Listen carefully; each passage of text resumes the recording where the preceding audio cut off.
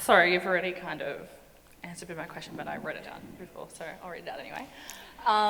So feminism has increasingly been problematised, like you have tonight, Roxane, and other black feminists, but not considering how gender intersects with race and class, sexuality, ability, and so on. In doing so, it marginalises people in our society.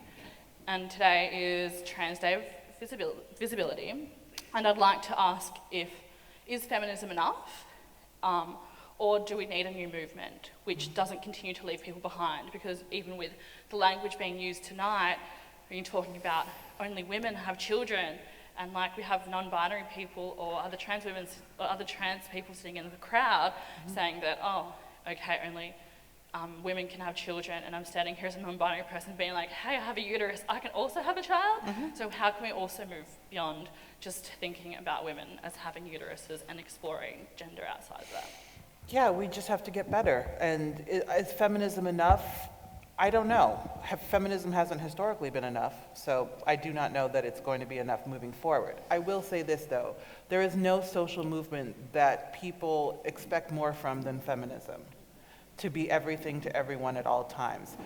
That's not an excuse in any way, and yes, we do need to do better with our thinking and our language. And I admit that. I'm the first person to say I'm still a work in progress when it comes to trans and non-binary issues, because partly of my age, and it's so deeply ingrained that biology determines who can have children. And we just have to do better, but I don't know that feminism is going to be enough. I don't think we need a new movement, but I think that we need to have a companion movement that more adequately addresses some of these gender issues.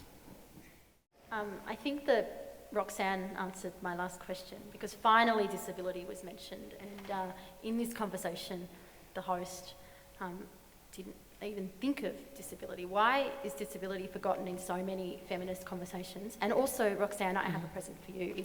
Thank you. Yeah, I'll give it to you in a minute. Yes, you're Carly. That's a really good question, and disability is ignored in feminist conversations in the same ways historically that race, gender, expression, ethnicity, like people think we have to deal with the able-bodied, heterosexual, middle-class, and wealthy white women first, and then we'll get to everyone else. And as a culture, beyond feminism, we don't deal with disability well.